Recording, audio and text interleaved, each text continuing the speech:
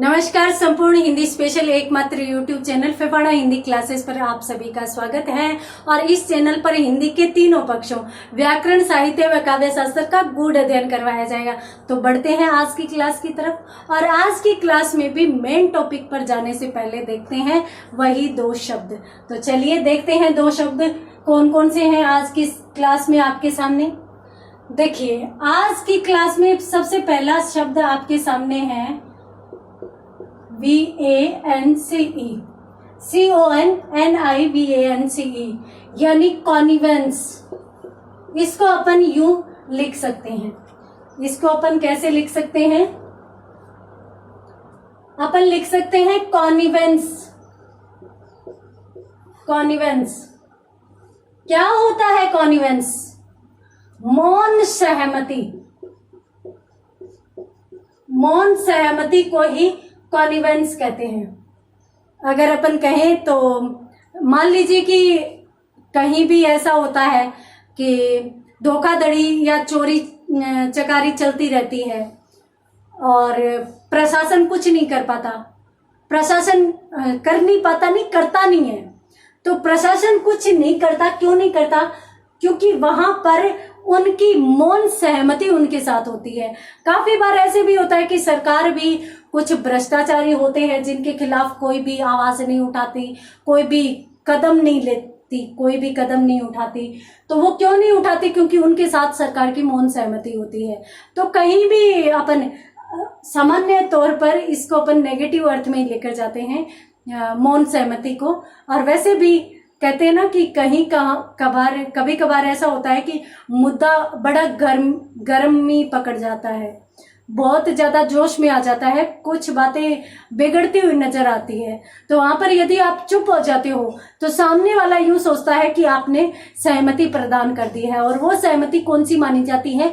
मौन सहमति मानी जाती है। तो एक तो शब्द हो गया कॉनिवेंस, यानी मौन सहमति यदि आप दे देते हो तो उसके लिए क्या कहा जाएगा? कॉनिवेंस कहा जाएगा। दूसरे शब्द की यदि बात करें तो दूसरा शब्द है CONSECUTIVE।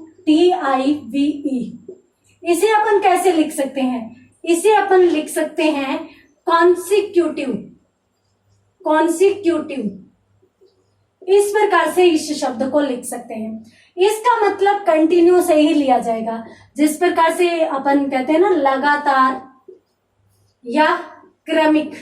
क्रमिक रूप से यदि अपन कहें कि भाई अपन जैसे सीढ़ियां चढ़ते हैं तो क्रम से पहली दूसरी, ऐसे तो है नहीं कि अपन ने एक साथ ही पहली सीढ़ी से और 10वीं सीढ़ी पर पहुंच गए।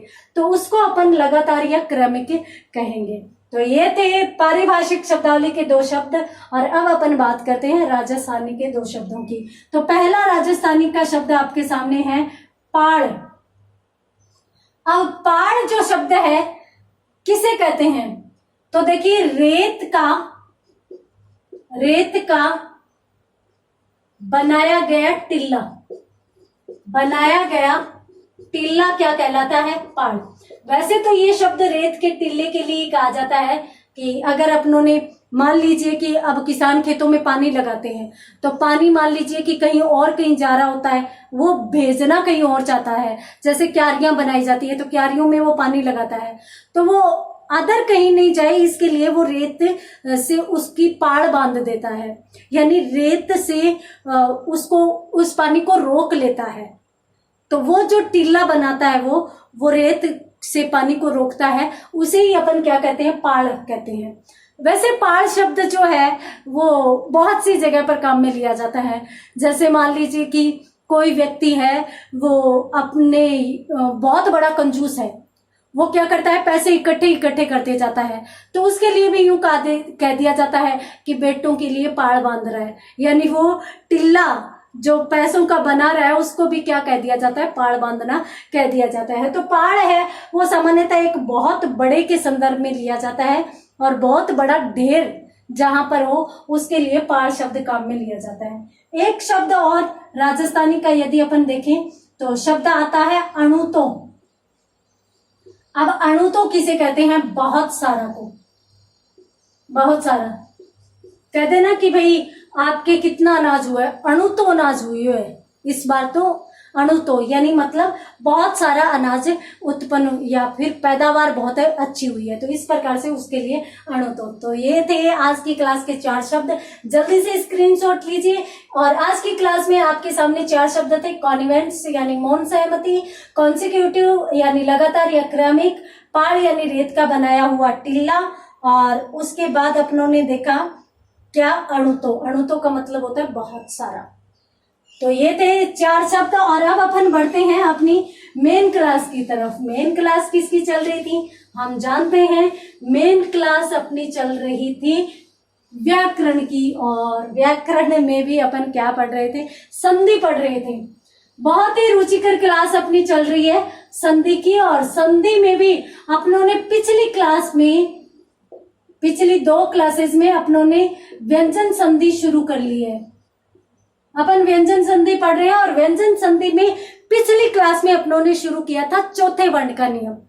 तो चौथे वर्ण का नियम क्या कहता है, चौथे वर्ण का नियम। अब ये चौथे वर्ण का नियम क्या कहता है कि भी प्रथम वर्ण आएगा। प्रथम वर्ण कौन सा, प्रत्येक वर्ग का क, च, ट, त, प, या फिर मैंने आपको कहा था द। तो इनमें से कोई भी आ जाए, और इसके साथ कौन आ जाए, इसके साथ आ जाए है, तो फिर क्या होगा, तो फिर अपने को 2 परिवर्तन करने होंगे। 2 परिवर्तन कौन कौन से, इनको तो अपने के ही तीसरे में बदलना होगा, और इसको जो इनके हैं उन्हीं के चौथे में बदलना होगा। तो ये ग में, ये ज में, ये ड में, ये द में, और ये ब में, और ये द का द में रह जाएगा। और ये किस में बदलेगा, चौथे वर्ण में बदलेगा।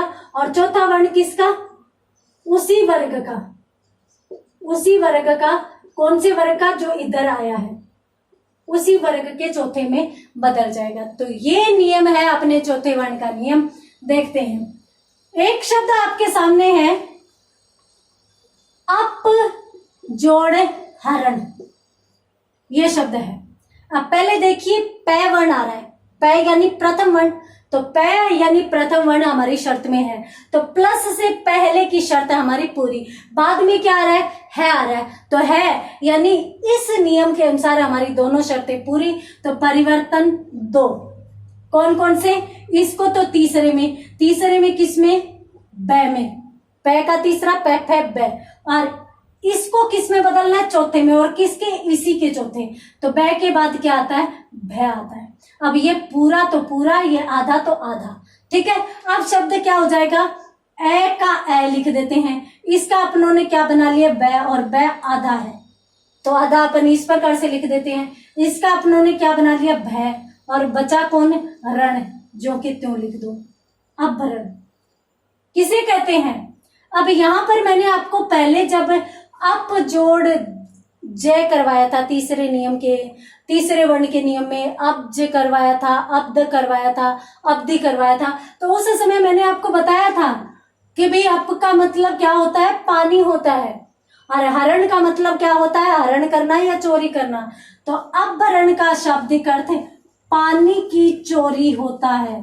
कहीं भी अपहरण का मतलब ऐसे मत समझ लेना कि किसी का अपहरण किया जा रहा है, किसी को किडनैप किया जा रहा है।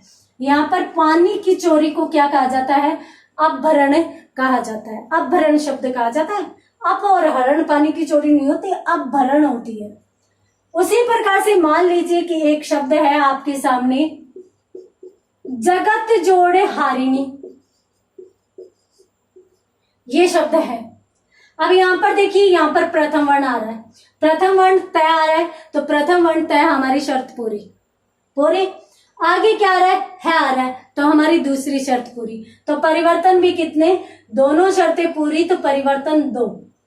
और लगभग यही ऐसा नियम है जिसमें शायद 2 परिवर्तन किए जाते हैं। आगे भी कोई ऐसा नियम नहीं होगा, और पहले भी ऐसा कोई नियम नहीं था जिसमें अपनों ने 2 परिवर्तन किए। तो यहाँ पर इसको से तो किस में बदलेंगे, इसी के तीसरे, तय थ द, इसको तो बदल देंगे द में, तय को किस में बदला जाता है, द में। इसको किस में बदलेंगे, चौथे में, और किसके चौथे, इसी के। तो तय थ द ध, या द के बाद कौन सा आता है, ध। अब यहाँ पे हा है तो इस पर वही मात्रा लग जाती है। अब यहाँ पे है था तो यहाँ पे पूरा भ, यहाँ पे हा है तो यहाँ पे धा, यदि यहाँ पर ही होगा तो यहाँ पर धी हो जाता। तो इस प्रकार से बनता है। अब यहाँ पर शब्द कौन सा बन गया? अब जय और ग, ये तो है ही। अब यहाँ पर द आधा है तो आधा लिख देंगे और ये धा हो जाएगा और ये री और णी। जगत हारिणी या जगधारिणी, जगत हारिणी का मतलब होता है कि जगत का उद्धार करने वाली या जगत के कष्टों का हरण करने वाली को क्या कहा जाता है? जगधारिणी कहा जाता है। ठीक है, तो इस प्रकार से शब्द है वो यहाँ पर बनते हैं। उसी प्रकार से एक शब्द और है, मान लीजिए आपके सामने एक शब्द है पत जोड़ हाथी। अब ये शब्द है, यहाँ पर प्रथम वर्ण तैयार है, शर्त पूरी, आगे है आ रहा है, दोनों शर्तें पूरी। तो यहाँ पर इसको तीसरे में, इसको चौथे में। तय का तीसरा कौन सा है? द, और तय का चौथा कौन सा? ध। अब शब्द क्या बन जाएगा? प आधा तय ध और ती, शब्द क्या बन गया?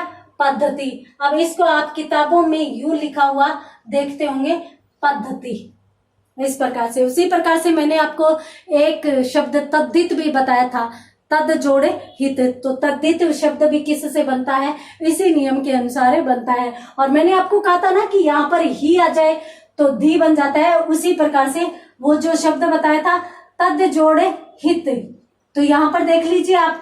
अब यहाँ पर द, मैंने कहा था अभी उद तद श्रिद मरद में द शुद्ध माना जाता है, तो इसलिए यहाँ पर द आएगा, तय की जगह आएगा, इसलिए ही यहाँ पर द को शामिल किया गया है। अब द का तो द रह जाएगा। अब यहाँ पर इसका चौथा बनाएंगे तो किसका? इसी का। अब ये तय वाली लाइन का है तो तय वाली लाइन का चौथा ध होता है।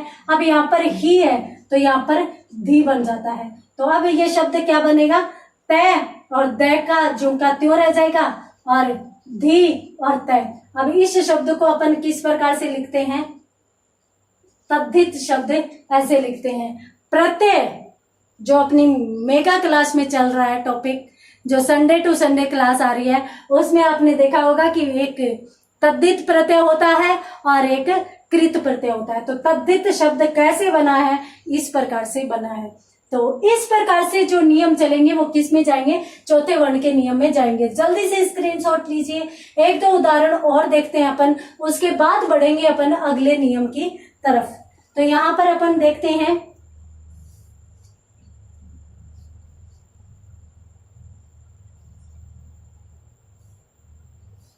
तो देखिए, मान लीजिए एक शब्द आपके सामने है षट जोड़ हार। अब षट जोड़ हार शब्द आपके सामने है। अब यहाँ पर प्रथम वर्ण है, आगे है आ रहा है, तो आपने को वही काम करना है, दो परिवर्तन। अब इसको तो किस में करना है? इसको ड में करना है और इसको चौथे में। चौथा किसका? इसी का। तो ट ठ ड ढ, यानी ये किस में बदल जाएगा? ढ में बदल जाएगा। और ये हा है तो ये भी क्या होगा? ढा हो जाएगा। तो इसी प्रकार से यहाँ पर क्या था? श था और उसके बाद ये आधा ड और ये ढा और र, षड्ढार शब्द बन जाएगा। उसी प्रकार से मान लीजिए कि एक शब्द और है आपके सामने। शब्द कौन सा है आपके सामने? मान लीजिए आपके सामने शब्द है मरुत। मरुत जोड़े हारिणी, ये शब्द आपके सामने है। अब तय आ रहा है, प्रथम वर्ण आ रहा है, आगे है आ रहा है, दोनों शर्तें पूरी है। तो अब इसमें और इसमें दो परिवर्तन। इसको किस में बदलेंगे? द में बदलेंगे और इसको किस में बदलेंगे? ध में, यानी चौथे वर्ण में। ये हा है तो ये धा हो जाएगा। तो यहाँ पर शब्द क्या बनेगा? मरु जो का त्यों आ जाएगा, तय का अपनों ने द बना लिया और हा का अपनों ने धा बना लिया, ऋणी जो का त्यों आ जाएगा। इस प्रकार से शब्द बन जाएगा। अब इस शब्द को अपन इस प्रकार से भी लिख सकते हैं, मरुधारिणी।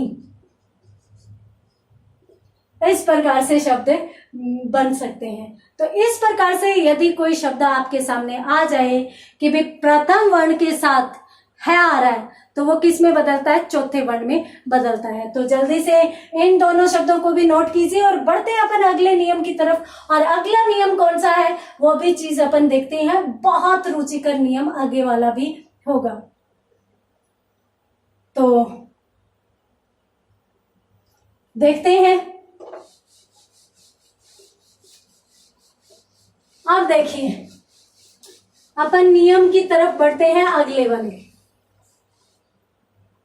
अगला कौन सा नियम है? अगला नियम माना जाएगा पांचवें वर्ण का नियम। और पांचवें वर्ण का नियम पहले तीसरे का, फिर चौथे का, फिर पांचवें का। अरे याद रखने की भी जरूरत नहीं पड़ेगी, ये तो तीनों लगातार आ रहे हैं।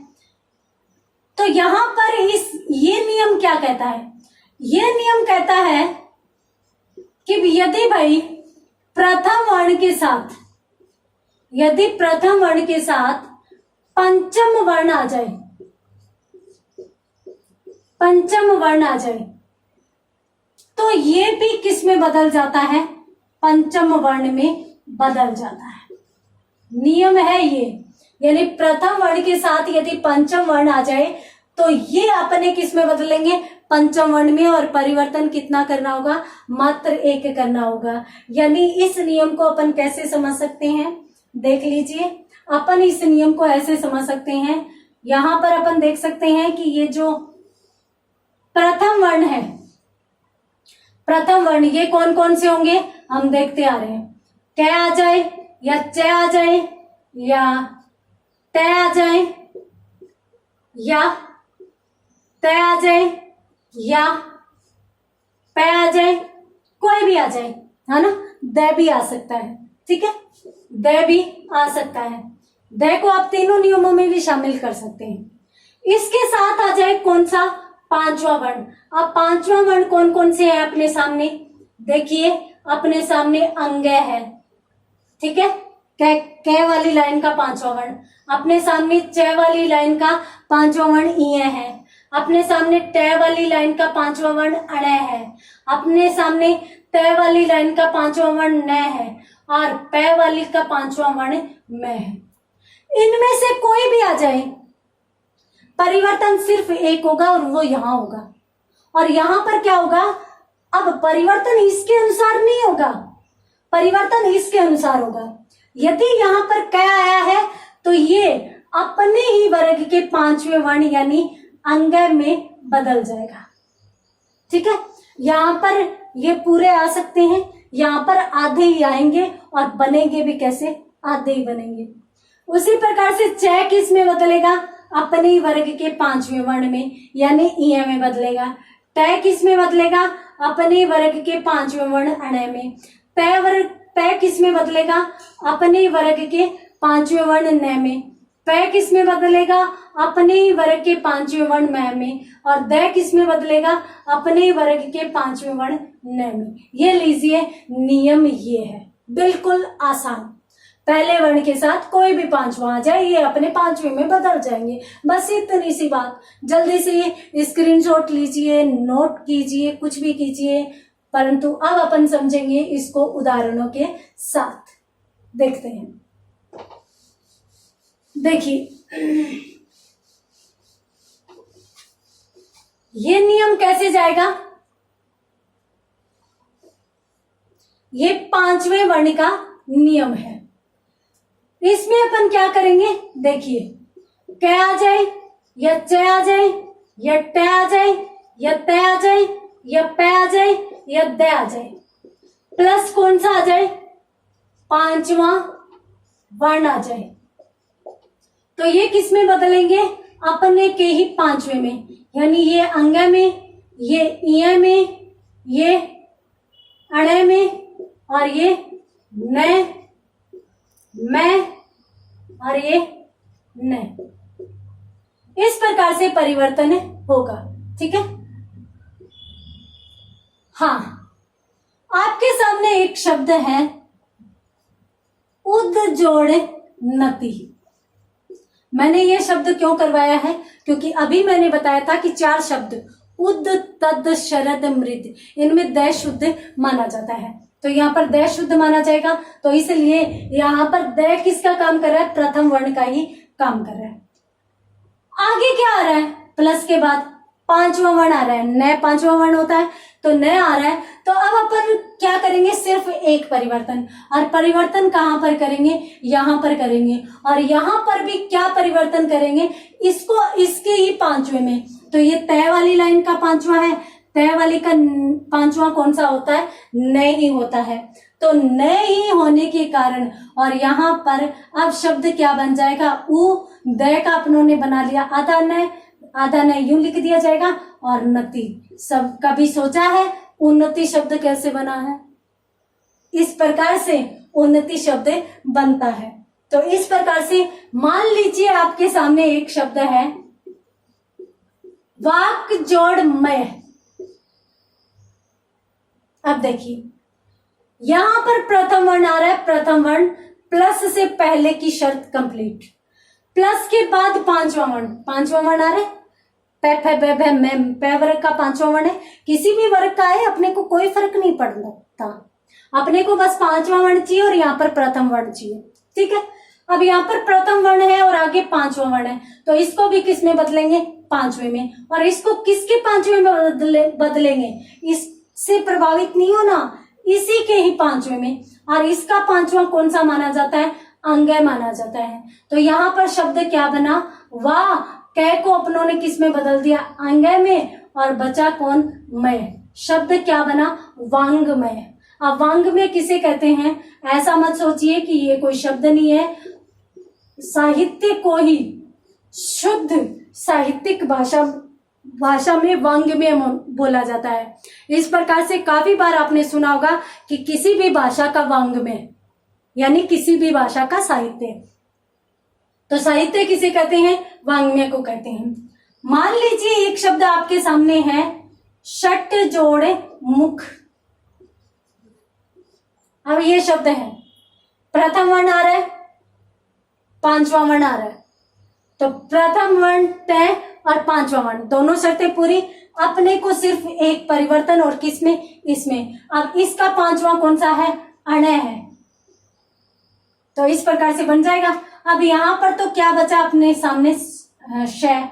अब तय को अपनों ने किस में बनाया, अणय में, और अणय आधा इस प्रकार से लिख सकते हैं। अब आधा है तो डंडी हटा देंगे, आगे मुख ज्यों की त्यों लिख दिया जाएगा। अब 6 मुख वाले को संधि शब्द के तहत अपन षणमुख बुलाते हैं। षट और मुख का मेल, षट का मतलब क्या होता है, 6 होता है, तो यहाँ पर षट मुख यानी 6 मुख वाले को षणमुख कह दिया जाता है। उसी प्रकार से मान लीजिए आपके सामने एक शब्द है जगत जोड़ नाथ। सभी शब्द लिखते हैं, कभी सोचा है कि ये कैसे बना। अब यहाँ पर देखिए प्रथम वर्ण आ रहा है, आगे कौन सा आना चाहिए, 5वां तय वाली लाइन का ही 5वां है। तो यहाँ पर अपने को परिवर्तन किस में करना है, इसमें करना है, और मात्र एक परिवर्तन कौन सा, तय को इसके 5वें में, तो तय थ द ध न, यानी 5वां कौन सा आएगा, न आएगा। तो अपन इसका शब्द कैसे बनाएंगे, जग तो ज्यों का त्यों रह जाएगा, और तय का अपनों ने क्या बना लिया, आधा न, आगे क्या है, नाथ, आप ज्यों के त्यों लिख दो। ये लीजिए जगन्नाथ शब्द ऐसे बनता है। अपन सभी कहते हैं कि हे जगन्नाथ, हे जगत के स्वामी। तो जगन्नाथ शब्द बना कैसे, वो इस प्रकार से बना है। वाक्मय शब्द, उन्नति शब्द का प्रयोग हम बहुत बार करते हैं, परंतु कभी कहते हैं, कभी सोचा है कि ये किस प्रकार से बनता है।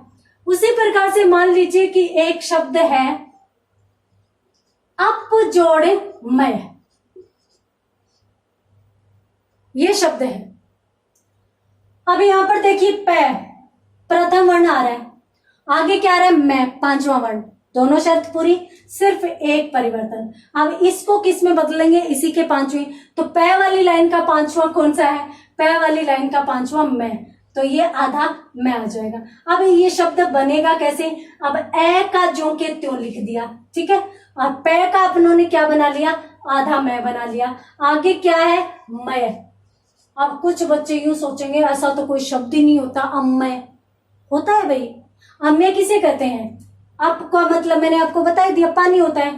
तो पानी से सराबोर कोई चीज होती है, पानी से सराबोर। सराबोर का मतलब होता है कि मान लीजिए बाढ़ आ गई तो अपन कह सकते हैं कि वह क्षेत्र अम्मय हो गया। अम्मय का मतलब वो पानी से सराबोर हो गया। तो इस प्रकार से ये शब्द भी हिंदी में प्रचलन में है। ये अलग बात है कि हमसे दूर है, तो इसलिए जल्दी से स्क्रीनशॉट लीजिए। उसके बाद अपन देखते हैं और उदाहरण और कौन कौन से शब्द यहाँ पर देखे जा सकते हैं।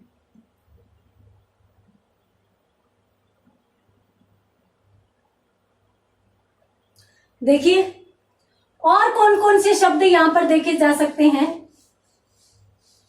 तो यहां पर अपन देख सकते हैं एक शब्द है सत जोड़ मार्ग। ये शब्द है, परीक्षा में पूछा जा चुका है। क्यों पूछा जा चुका है? क्योंकि कंफ्यूज होते हैं। सम्मान शब्द, सम्मति शब्द देखा हुआ है, सब में क्या आता है? मैं, आधा मैं ही आता है। तो इसलिए हम क्या करते हैं, हाँ कुछ बच्चे तो रट्टा लगा कर जाते हैं, और रट्टा में और ले में सम्मान सम्मति होता है तो सम्मार्ग हो गया। नहीं, यहां पर तैयार है प्रथम वर्ण, आगे मैं आ रहा है यानी पांचवा वर्ण। तो परिवर्तन मात्र एक, और मात्र एक किस में? तय में। तय का पांचवा वर्ण कौन सा होता है? न होता है। तय का पांचवा वर्ण न, तो ये न में बदलेगा। शब्द क्या बन जाएगा? से, और तय को अपनों ने किस में बना लिया? आधे न में, और बचा कौन? मार्ग, ज्यों के त्यों लिख दो। यानी यहां पर जो शब्द बना वो शब्द कौन सा बनेगा? सन्मार्ग बनेगा। तो यहां पर ये चीज ध्यान रखनी है। एक जो शब्द है वो अपन देख सकते हैं उद जोड़े नयन, ये शब्द है। अब यहां पर दया आ रहा है, दया हमारी शर्त में है, और आगे क्या आना चाहिए? पांचवा वर्ण, न पांचवा वर्ण है, तो हमारी शर्तें दोनों पूरी है। दोनों शर्तें पूरी है तो अब अपन क्या करेंगे? इसको भी किस में बदल देंगे? पांचवे में। तो इसका पांचवा क्या होता है? न। ठीक है, अब अपन किस प्रकार से बनाएंगे इस शब्द को? उ दे का अपनों ने क्या बना लिया? आधा न, और आगे क्या है? नयन। उन्नयन शब्द का प्रयोग अपन करते हैं कि उस चीज का उन्नयन हो रहा है, उन्नयन शब्द का प्रयोग करते हैं। परंतु कभी सोचा है कि उन्नयन शब्द किस प्रकार से बनता है? उसी प्रकार से मान लीजिए कि एक शब्द और है सत्य जोड़े मति, ये शब्द है। अब यहाँ पर तय यानी प्रथम वर्ण और आगे पांचवा वर्ण, दोनों शर्तें पूरी। तो यहाँ पर अपन इसको किस में बदल देंगे? इसके पांचवे में, और शब्द क्या बन जाएगा? से। तय को अपनों ने किस में बदला? आधे न में, और बचा कौन? मति। अच्छी बुद्धि को, मति का मतलब होता है बुद्धि, सत्य का मतलब अपन सत्य से पूरी थी अच्छी को मानते हैं, तो इसलिए सन्मति कहते हैं ना, सबको सन्मति दे भगवान। तो ये होता है सन्मति शब्द अच्छी बुद्धि के लिए। तो इस प्रकार से यह शब्द जल्दी से स्क्रीनशॉट लीजिए। उसके बाद अपन दो चार शब्द और देख लेते हैं। तो और शब्द आपके सामने कौन से हो सकते हैं? तो देखिए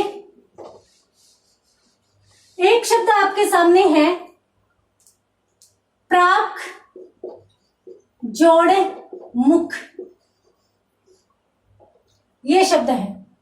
अब यहां पर प्रथम वर्ण आगे पांचवा वर्ण, तो इसको किस में बदल देंगे? पांचवें वर्ण में। शब्द क्या बनेगा? प्रांग मुख शब्द बन जाएगा। उसी प्रकार से मान लीजिए एक शब्द है आपके सामने षट जोड़े मास, ये है। तो यहां पर तय प्रथम वर्ण, आगे क्या आ रहा है? मैं, पांचवा वर्ण, तो इसके किस में बदल देंगे? इसी के पांचवें। इसका पांचवा कौन सा? अणय, और शब्द क्या बन जाएगा? श, और अणय आधा यूं लिख दिया जाएगा, और शब्द क्या बचा, मास। तो षट् मास का संधि कौन सा होता है, षण मास होता है। उसी प्रकार से एक शब्द अगर और देखें अपन, तो एक शब्द आपके सामने है उद्जोड़ माद। अब ये शब्द है, अब यहाँ पे द हमारी शर्त पूरी, आगे पांचवा वर्ण हमारी शर्त पूरी। तो यहाँ पर अपन इस द को किस में बदल देंगे, पांचवे में, और पांचवा कौन सा, न। अब शब्द क्या हो गया, उ, और ये आधा न, और बचा कौन है, माद, उन्माद शब्द।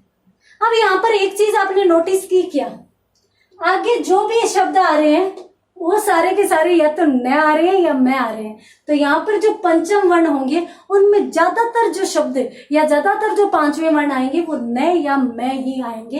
अन्य शब्द बहुत ही कम मिलते हैं, मिलते ही नहीं है, और आएंगे तो भी एक दो शब्द आते हैं, परंतु जो महत्वपूर्ण उदाहरण अपनों ने देखे हैं उनमें तो कहीं भी इस प्रकार का शब्द नहीं आया है। तो आज की क्लास में इतना ही। आप कोशिश कीजिए कि इस नियम से संबंधित भी 2-4 शब्द स्वयं से लिखें। कल अपन रिवीजन करेंगे, फिर आगे बढ़ेंगे। तो आज की क्लास में इतना ही, मिलते हैं अगली क्लास में, तब तक के लिए धन्यवाद।